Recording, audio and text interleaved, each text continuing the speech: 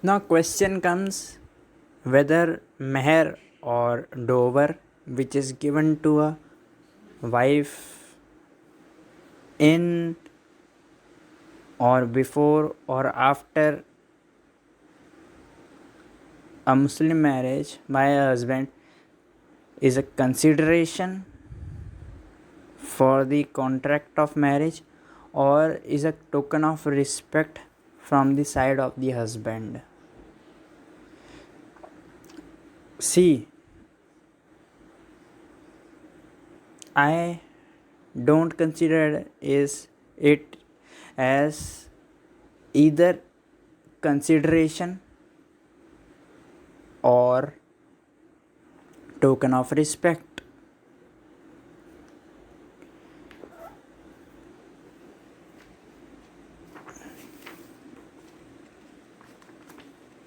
Now let me ask you, when you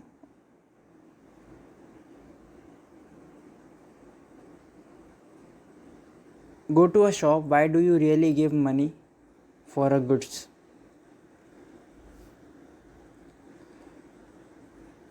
Because now you may say that the money you give for the goods are the consideration for the goods. Quid pro quo, something for something. You are getting some goods and you are giving some money, something for something. Now that is okay. Now again I ask you, why something for something? Why quid pro quo?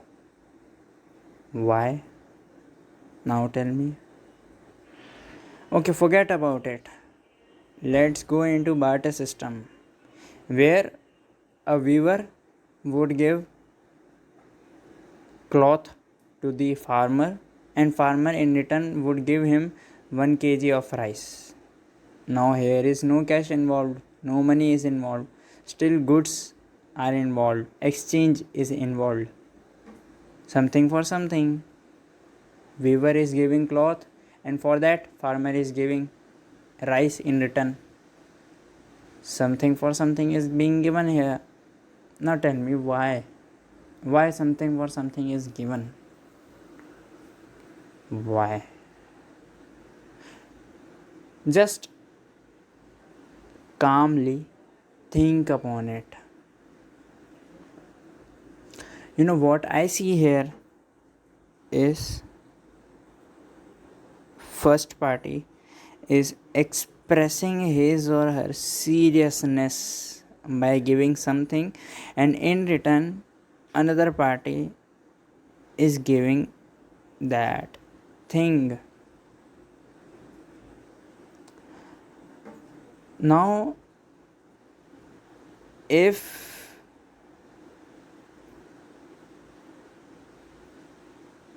just take an hypothetical example, everything is free of cost in this world. You are totally allowed to take anything for free of cost. No money you have to give. No, will not be that case that you will be start taking goods indiscriminately, carelessly, even those goods you will be taking which you don't even require, without any seriousness, without any thinking that you really need it. And this happens totally today in social media. In Play Store you have got thousands of apps free of cost. You consume Instagram, you consume PUBG, you consume YouTube. These all apps are free of cost. You don't have to pay anything to install them, to consume them, to use them. But think upon it, are they really useful to you? Are you really serious in using them? And had they been paid, then what would be your stance in that case? See, whenever there is a price for something, It does not only mean contract always, no.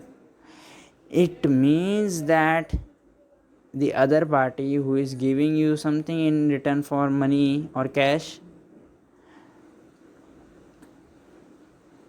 that party wants you to be serious. Similar is the case in the Muslim marriage as far as Mahr is concerned.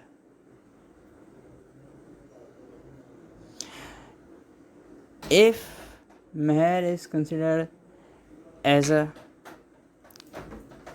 consideration for marriage, then I would say that Muslim marriage is nothing more than a legalized prostitution, but here the time period would be till the dissolution of marriage.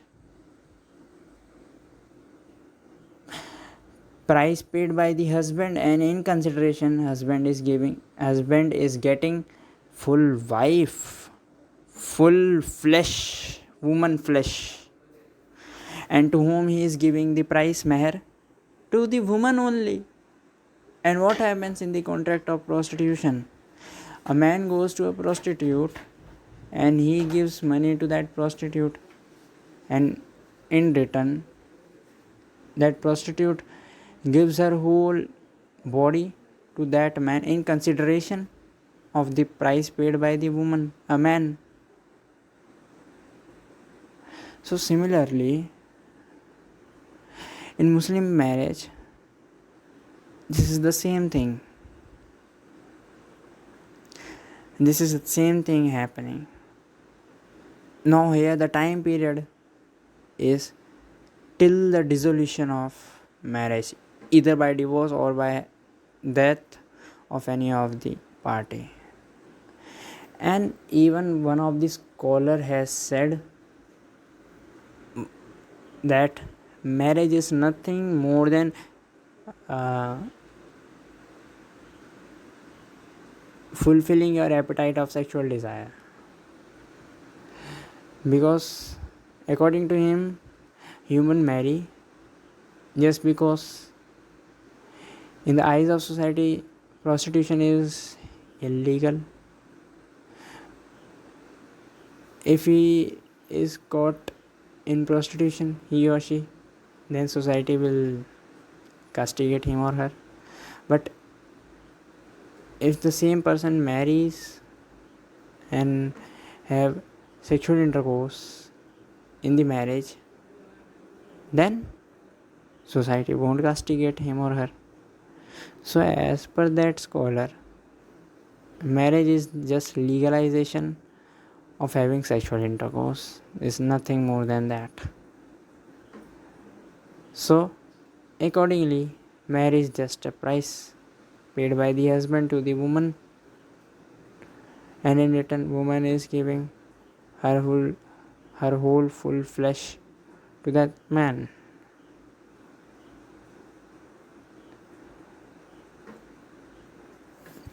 But some of the scholars and even high courts have observed in Srimati Nasra Begum versus Rizban Ali, Allahabad High Court observed, no doubt, under Mohammedan law, Mahr or Dower means money or property which the wife is entitled to receive from the husband in consideration of the marriage. However, the expression consideration is not to be understood in the sense in which it is used in the Contract Act. In effect, dower is an obligation imposed upon the husband as a mark of respect for the wife. Now, the High Court has also admitted that Mahr is consideration of marriage, but this consideration is different which a real contract contains, a real contract under Indian Contract Act contains.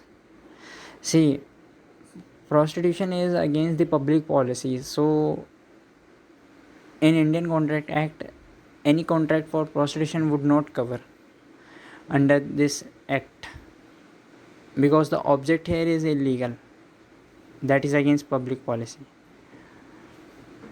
That's why Indian contract does not cover the contract between client and a prostitute. So, and High Court even saying that this consideration is different from Indian Contract Act.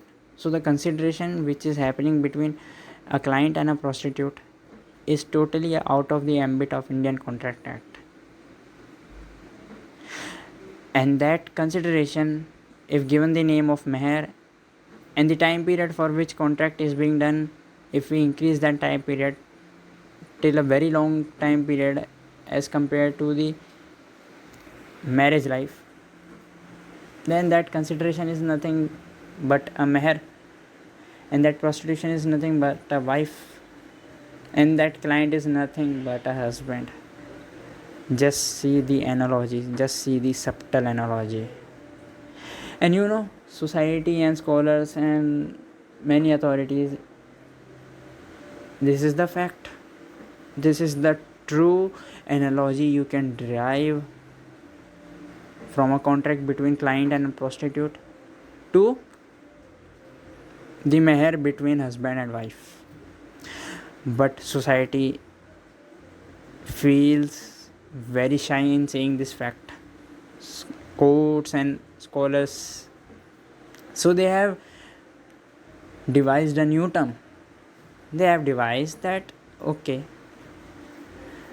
this may be the fact, but Mahr can be considered as a token of respect. To hide this fact, real fact, people have given the name of token of respect to Mahr.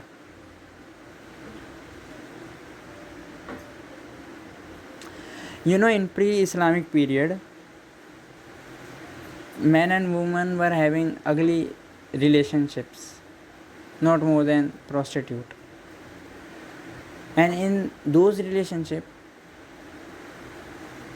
it was totally the will of man whether he will pay or not after having relationship with the woman. So with the advent of Islam, it is made compulsory on the husband to give Mahr, though there are some conditions that if woman waive off full Mahr, then okay, then husband can't pay, then husband can leave Mahr. Mahr is totally a right of a woman in Muslim law, because in pre-Islamic period, even the women, those who are prostitute, they were not given their full pay, and their body as a flesh was used fully by the men. So to just give them a right to have them their pay, their legit pay for the body they have given to the husband, this Mahr is there. So this is one of the interpretation that Mahr is nothing just a consideration for the prostitution or consideration for the flesh or body of the woman, or it just shows the seriousness from the side of the husband. Just before I have given you example, why do you exchange even in barter system? Even because you, by giving something, you are expressing your seriousness and the respect. As far as it is considered that whether Mahr is a token of respect or not, then I would say that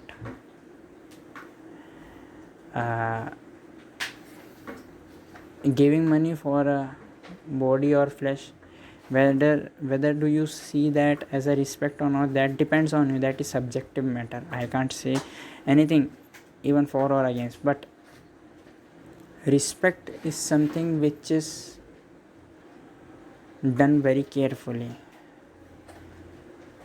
Respect is something which is felt very carefully.